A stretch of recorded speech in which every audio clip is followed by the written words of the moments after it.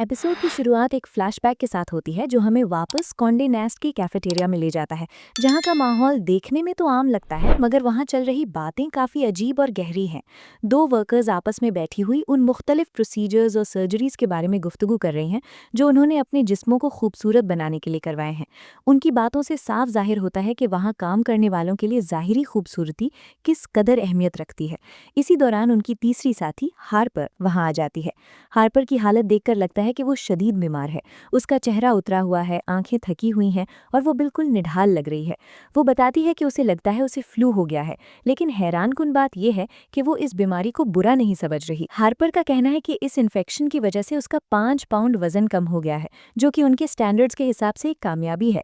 ये सुनते ही ब्रिट जो वहाँ बैठी थी, बजाय इसके कि हार्पर की सेहत की फिक्र करे, उससे एक अजीब व गरीब मांग करती है। ब्रिट कहती है कि हार्पर उसके मुंह पर खांसे ताकि वो वायरस उसे भी लग जाए और वो भी बिना मेहनत के वजन कम कर सके।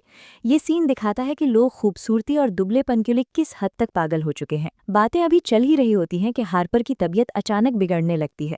जो पहले सिर्फ थकान लग रही थी, अब वो एक खौफनाक शक्ल इख्तियार कर लेती है। हार्पर वायलेंट हो जाती है, उसका रवैया बिल्कुल बदल जाता है और वो पागलों की तरह पानी की मांग करने लगती है। उसके अंदर की बेचैनी इतनी बढ़ जाती है कि वो अपने होश खो बैठती है। अचानक वो ब्रिट को, जो कुछ देर पहले उससे बीमारी मांग रही थी, उठाती है और पूरी ताकत से शीशे की खिड़की से बाहर फेंक देती है। मंजर यहाँ पर ही खत्म नहीं होता, बल्कि अगले ही पल हार्पर का जिस्म किसी बम की तरह फट जाता है। उसका जिस्म टुकड़ों में तकसीम हो जाता है और खून और गोश्त के चीथड़े वहाँ मौजूद लोगों पर बरसने लगते हैं।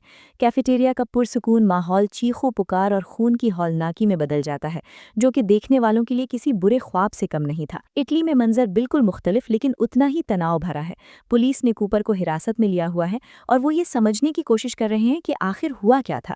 कूपर उन्हें बार बार समझाने की कोशिश कर रहा है कि वो एक FBI एजेंट है और एक इंटरनेशनल केस पर काम कर रहा है, लेकिन इटालियन पुलिस उसकी बातों पर यकीन करने को तैयार ही नहीं है। कूपर पिछले 4 घंटों से उन्हें सफाई पेश कर रहा है और अब उसका सब्र जवाब दे रहा है। उसकी ये बेचैनी और गुस्सा पुलिस वालों को मशकूक लगता है। वो इसे अमेरिकन एरोगेंस या घमंड समझते हैं और बजाय इसके कि मदद करे, वो उसे मजीद जलील करना शुरू कर देते हैं। कूपर की हालत ऐसी है कि वो फंसा हुआ महसूस कर रहा है, क्योंकि उसका वक्त ज़ाया हो रहा है जबकि उसे जॉर्डन की तलाश करनी चाहिए। काफ़ी देर की बहस और परेशानी के बाद आखिरकार विंसेंट वहां पहुंचती है और कूपर को वहां से निकाल लेती है। विंसेंट के आने से कूपर को थोड़ी राहत मिलती है, लेकिन उसकी परेशानी अभी खत्म नहीं हुई। कूपर का दिमाग सिर्फ जॉर्डन पर अटका हुआ है। उसे डर है कि जिन लोगों ने उस पर हमला किया था वो कहीं जॉर्डन के पीछे भी ना गए हों। वो जल्द अज जल्द जॉर्डन को ढूंढना चाहता है ताकि उसे महफूज रख सके। विंसेंट उसे समझाती है और भरोसा दिलाती है, लेकिन कूपर के अंदर का डर उसे चैन लेने नहीं दे रहा। दूसरी तरफ हम एंटोनियो को देखते हैं, जो अपने अगले शिकार को अपने घर ले आया है।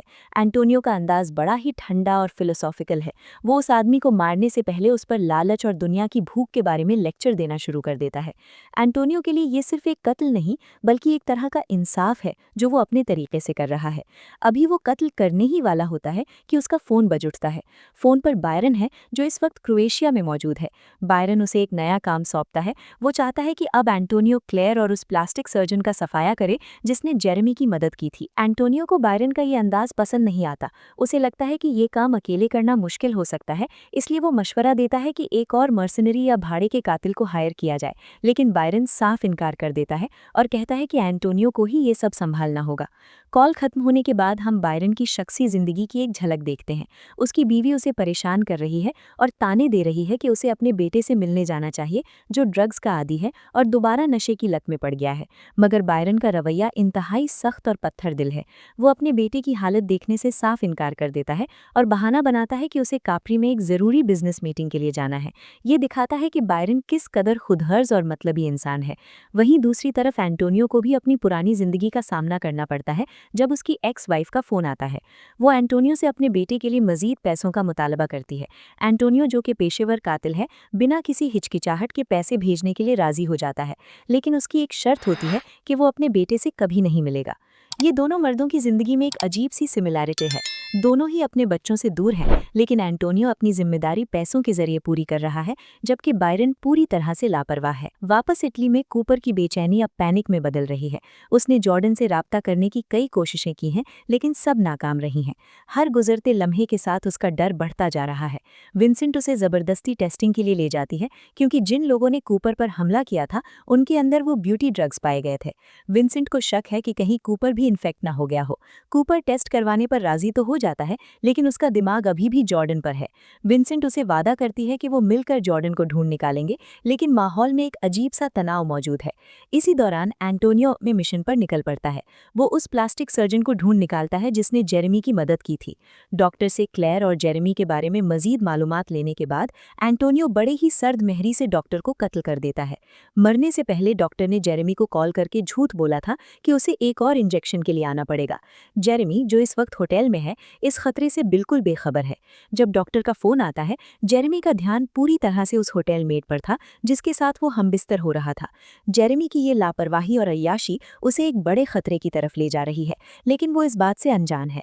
एंटोनियो अब जेरेमी को खत्म करने के लिए होटल की तरफ बढ़ता है। जब वो वहां पहुंचता है तो जेरेमी आसानी से हार मानने वालों में से नहीं निकला। जेरेमी ने एंटोनियो का मुकाबला किया, जो कि एंटोनियो के लिए थोड़ा हैरानकुन था। लड़ाई के दौरान एंटोनियो को एहसास होता है कि वो अभी जेरेमी को नहीं मार सकता, क्योंकि उसे उस होटल मेट का पता लगाना है जिसके साथ जेरेमी ने वक्त गुजारा था। एंटोनियो जानता है कि वायरस स्प्रेड हो रहा है और वो मेड अब एक चलता फिरता खतरा बन चुकी है। एंटोनियो अपनी गन के जोर पर जेरेमी को मजबूर करता है कि वो उस मेड को कॉल करे। मेड, जो कि पहले ही बीमारी की अलामत दिखा रही है, जेरेमी की कॉल उठाती है। जेरेमी उसे झूठी तसल्ली देता है और कहता है कि वो उसके लिए खाना और दवाई लेकर आ रहा है। वो बेचारी औरत, जो खतरे से अनजान है, अपना पता जेरेमी को दे देती है। अब एंटोनियो और जेरेमी उस मेड के घर की तरफ रवाना होते हैं। रास्ते में गाड़ी के अंदर एक बहुत ही दिलचस्प और गहरा सीन देखने को मिलता है। एंटोनियो बजाय इसके कि जेरेमी को डराए या धमकाए, उससे बातें करने लगता है। वो जेरेमी को अपने पसंदीदा म्यूजिशियन के बारे में बताता है और फिर बात खूबसूरती और बदसूरती पर आ जाती है। एंटोनियो अपने दिल का हाल बयान करता है कि किस तरह दुनिया उन लोगों के साथ जालिमाना रवैया अपनाती है जो खूबसूरत नहीं समझे जाते। वो कहता है कि उसने खुद ये महसूस किया है कि बदसूरत होना दुनिया में किसी गुनाह से कम नहीं समझा जाता। जेरेमी, जो खुद सारी जिंदगी लोगों की नफरत और नजरअंदाजी का शिकार रहा है, एंटोनियो की इन बातों से कनेक्ट करता है। दोनों के दरमियान कातिल और शिकार होने के बावजूद एक अजीब सा ताल्लुक बनने लगता है, जो उनकी शेयर्ड दर्द पर मबनी है। जब मेड के घर पहुंचते हैं तो मेड की हालत खराब होती है, लेकिन फिर भी वो अपनी जान बचाने के लिए लड़ती है। वो एंटोनियो पर हमला कर देती है और मुकाबला सख्त हो जाता है। ऐसे मौके पर जेरेमी के पास भागने का या एंटोनियो को मरते हुए देखने का मौका था, लेकिन वो एक फैसला करता है। जेरेमी बीच में आता है और एंटोनियो को बचाने के लिए मेड को कत्ल कर देता है। ये लम्हा कहानी का एक टर्निंग पॉइंट है। जेरेमी अब सिर्फ एक विक्टिम नहीं रहा, बल्कि उसके हाथ भी खून से रंग गए हैं और उसने अपने दुश्मन की जान बचाई है। काम खत्म होने के बाद, जैसा कि तवक्को थी, एंटोनियो अपनी बंदूक जेरेमी की तरफ मोड़ देता है। उसका मिशन जेरेमी को मारना था और अब मेड का किस्सा खत्म हो चुका है। लेकिन यहाँ कुछ ऐसा होता है जो एंटोनियो ने सोचा भी नहीं था। जेरेमी मौत को सामने देखकर डरता नहीं है, न ही गिड़गिड़ाता है। इसके बजाय वो बिल्कुल पुरसुकून रहता है और एंटोनियो को उकसाता है कि वो गोली चला दे। जेरेमी कहता है कि उसके पास खोने के लिए कुछ नहीं है, न ही जीने की कोई वजह बाकी है। उसकी आंखों में जो खालीपन और मौत की चाहत थी, उसने एंटोनियो को हिला कर रख दिया। जेरेमी की कहानी और उसका दर्द एंटोनियो के दिल को छू गया, क्योंकि कहीं ना कहीं एंटोनियो को उसमें अपनी झलक दिखाई दी। एंटोनियो बंदूक नीचे कर लेता है और फैसला करता है कि वो जेरेमी को नहीं मारेगा। इसके बाद एंटोनियो जेरेमी को एक कम रोशनी वाले रेस्टोरेंट में ले जाता है। वहां बैठकर वो जेरेमी को गन पॉइंट पर रखता है, लेकिन माहौल अब थोड़ा बदल चुका है। अब वो दुश्मन के ज्यादा उस्ताद और शागिर्द लग रहे हैं। जेरेमी एंटोनियो को अपनी जिंदगी के मजीद किस्से सुनाता है कि कैसे लोगों ने हमेशा उसे इग्नोर किया, कैसे उसे एहसास दिलाया गया कि वो किसी काबिल नहीं है। तब एंटोनियो अपना सबसे बड़ा राज खोलता है। वो बताता है कि वो दिखने में जवान लगता है, लेकिन असल में उसकी उम्र 65 साल है। वो खुलासा करता है कि वो भी वायरस से इन्फेक्टेड है, लेकिन उसने डॉक्टर से उसका प्योरीफाइड वर्जन लिया था। वो समझाता है कि ये कोई आम बीमारी नहीं, बल्कि एक हाईली एक्सपेरिमेंटल जीन थेरेपी है जो वायरल आरएनए टेक्नोलॉजी पर काम करती है। उसके मुताबिक ये फाउंटेन ऑफ यूथ, यानी जवानी के चश्मे के सबसे करीब की चीज है जो इंसान ने बनाई है। आगे एंटोनियो बताता है कि मसला तब शुरू हुआ जब एक जवान लैब टेक्नीशियन ने इस ड्रग का ट्रायल वर्जन चोरी कर लिया और सेक्स के जरिए उसे फैलाना शुरू कर दिया। वो बताता है कि जो सेक्सुअली ट्रांसमिटेड वर्जन है वो एक बग या खराबी है जो लोगों को मार रहा है। जिस कंपनी ने ये बनाया है उन्होंने एंटोनियो को हायर किया है ताकि वो उन तमाम लोगों को मार दे जो इस गलत वायरस से इन्फेक्टेड हैं, ताकि कंपनी की आने वाली आईपीओ लॉन्च महफूज रहे और उनका राज दुनिया के सामने ना आए। बातों के दौरान एंटोनियो को लगता है कि जेरेमी उसके लिए एक बेहतरीन शागिर्द साबित हो सकता है।